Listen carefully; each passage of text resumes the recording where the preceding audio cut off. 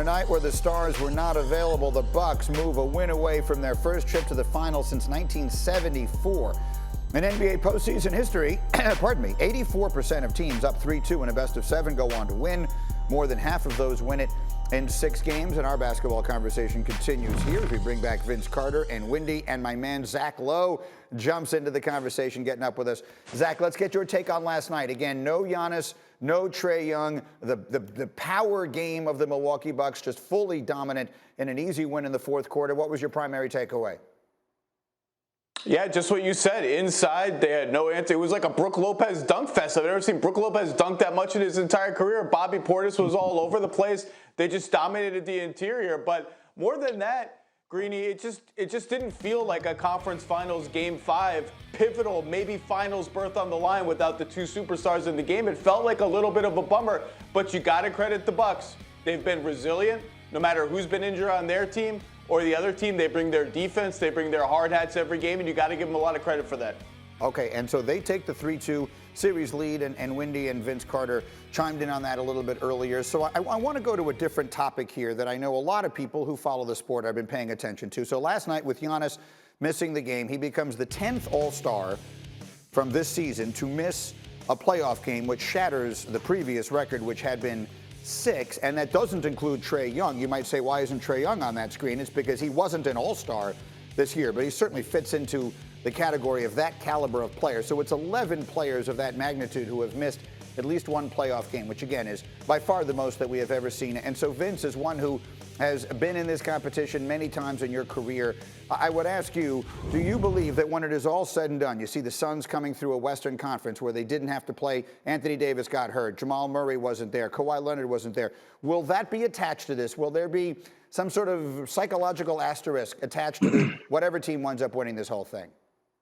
In my opinion, Greeny, that's tough to say because let's say if Chris Paul did not return and the Lakers move on, or Chris Paul doesn't return because of COVID or whatever the case may be. So I think you deal with what's in front of you and what you're dealt with,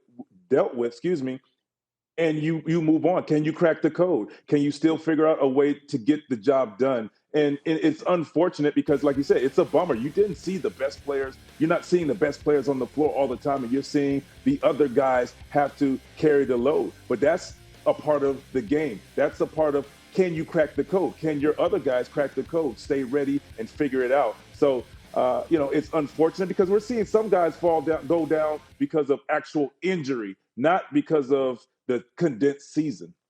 And so I want to admit to everyone now, as I sit here and smile, I set this up because I had Brian Windhorst on my radio show talking about this the other day, and I know he has very strong feelings on the subject. Windy, the floor is yours.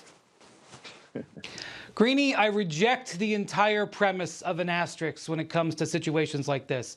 The fact that all of these guys are injured only underscores how difficult it is to make it through this. Let's just stay with the Phoenix Suns. Let's go back in time, 2005. That was one of the great teams of the last 20 years. They probably won the title that year, but Joe Johnson gets tripped up, falls on his face, and breaks a bone around his eye, and it derails their whole team. Let's go a couple years later, 2007. I promise you, if they beat the Spurs in that series, that they're going to kill the Cavs in LeBron's first finals. But they lose one game because they can't get a bloody nose on Steve Nash to stop, and they lose the pivotal game because Amari Stoudemire got suspended controversially. Should we go slap asterisks on those Spurs titles? You can go through year by year by year and look at situations that happened. And I would even argue that the fact that this run has been so unpredictable and in and out for all of these players, that they're standing there in the finals is a testament to the way that they've played and the way that they operate their organization. And so, to me, not only should there not be an asterisk this season, it should even be uplifted for surviving this gauntlet. Go ahead, Zach Lowe, follow that. Well, I was going to say, Windy covered it. Don't take this conversation to Phoenix Suns fans. You're going to hear all about the Steve Nash hip check and the bloody noses and broken eye sockets and a lot of unpleasant topics. And to the Suns' credit, When they got the Lakers without Anthony Davis, they rolled them. When they got the Nuggets without Jamal Murray, they swept them. The Clippers series, yeah, that was tough, but they put a stamp on it with the blowout at the end. And guess what? The Jazz, now they had injuries too. They couldn't beat the Clippers one time without Kawhi Leonard. So the Suns have done their job. Look, we don't have to be so dumb about this, right? Every year is different. Every championship feels a little different. The 2011 Mavericks, we remember that team because that was the Dirk title, the guy that stayed. The 2017-18 Warriors were like, well, of course they won. They're a super team. And why is this conversation also not about the Eastern Conference teams? Like, it's always about the Suns. What about the teams that didn't have to face Kyrie Irving or got to face James Harden on one leg? And that said, every season's different. We can remember them differently, but respect whoever wins this title. Thank you for watching ESPN on YouTube. For live streaming sports and premium content, subscribe to ESPN+.